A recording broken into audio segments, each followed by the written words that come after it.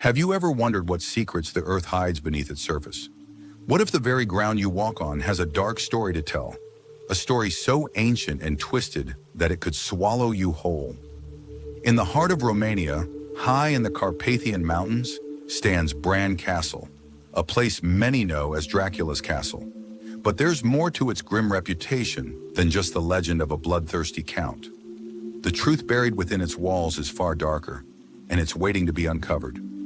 Dr. Andrei Petrescu, a historian fascinated by medieval European history, had long dreamed of exploring Bran Castle's secrets. But it was Dr. Mariana Pavel, a respected archaeologist specializing in ancient crypts, who first convinced the authorities to grant them rare access to the castle's deepest, most forbidden levels. The permissions were nearly impossible to obtain, but the promise of unraveling the mysteries locked in the heart of the castle was too tempting for the Romanian government to refuse. They were about to embark on an excavation that would go beyond history. It would touch the very core of darkness itself.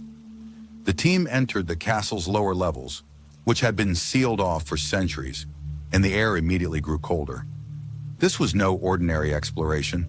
The walls, covered in dust and cobwebs, seemed to hold memories of things best left undisturbed.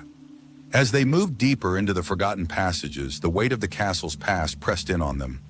According to local legends, these hidden chambers were where Vlad the Impaler, the infamous ruler, had imprisoned and tortured his enemies. The thought of standing in places where such horrors had unfolded sent a shiver down their spines. They were not just uncovering history, they were walking through nightmares. Armed with the latest technology, infrared cameras, ground-penetrating radar, and advanced excavation tools, they began their search. The first few hours were filled with excitement, but the further they descended, the more unnerving the atmosphere became. The walls were marked with cryptic symbols, sigils that hadn't been seen in centuries, and scattered among the remnants of old torture devices were disturbing traces of blood, long since dried and forgotten by time. But it wasn't just the history that made their skin crawl. It was something far more disturbing.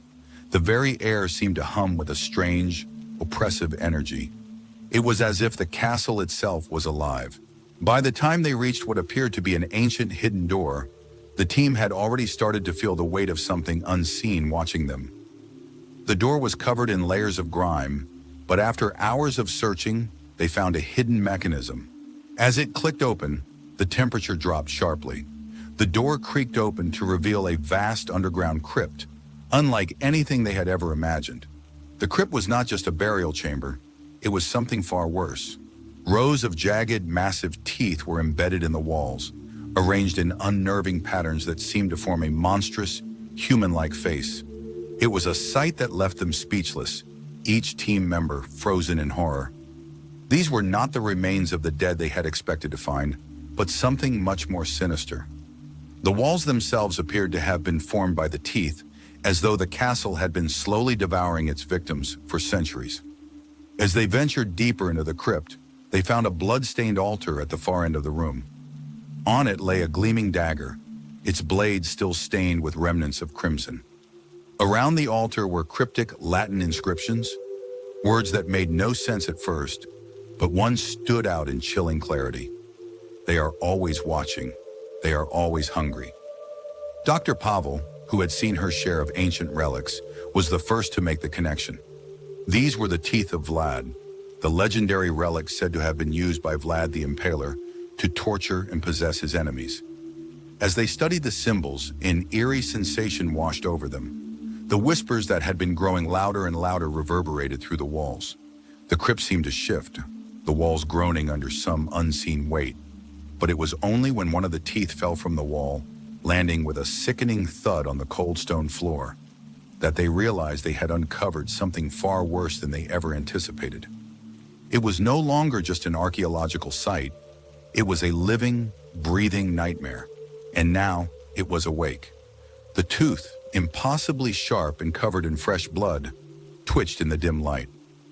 A horrifying realization struck Dr. Petrescu. The teeth were not simply a relic of the past. They were alive. Something within the crypt was feeding on them, on their fear, on their souls. The whispers grew louder, and a cold wind began to howl through the tunnels, carrying with it the scent of decay and death. But it was too late to turn back.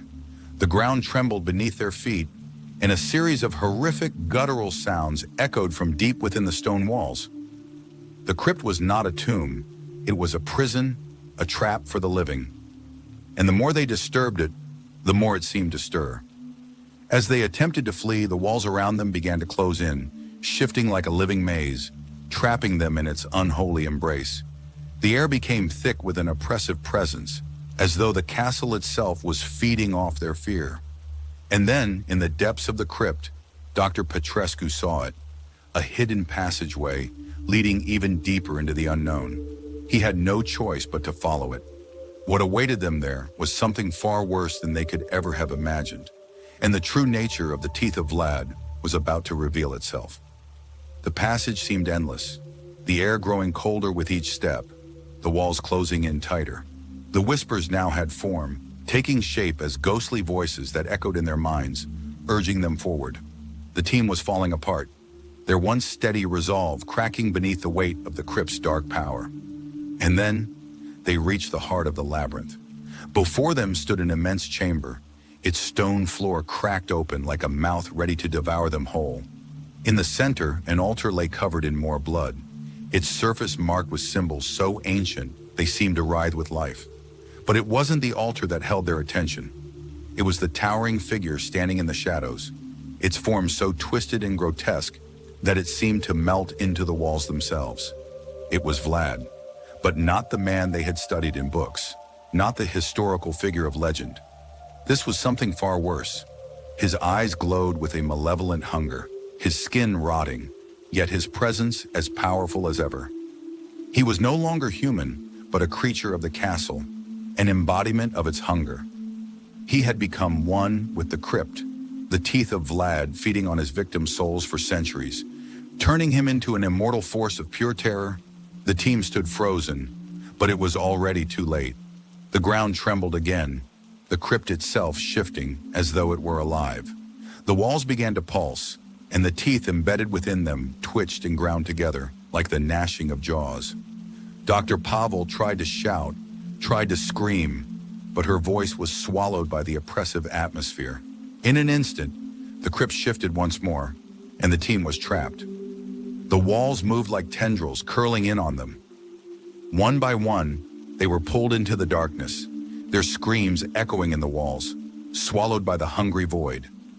The teeth snapped and grinded, ripping through flesh and bone, consuming their souls with a hunger that would never be satisfied. As Dr. Petrescu's vision blurred, he understood the terrible truth. The Teeth of Vlad weren't just a relic, they were a prison, and now it was their turn to become part of its eternal collection. Bran Castle, with its dark history, was not just a place of torture. It was a living, breathing entity, a trap for the lost souls of its victims. And now those souls would never leave. The last thing Dr. Petrescu saw before being consumed by the darkness was the face of Vlad, twisted, distorted, but still watching, still hungry. And then, silence.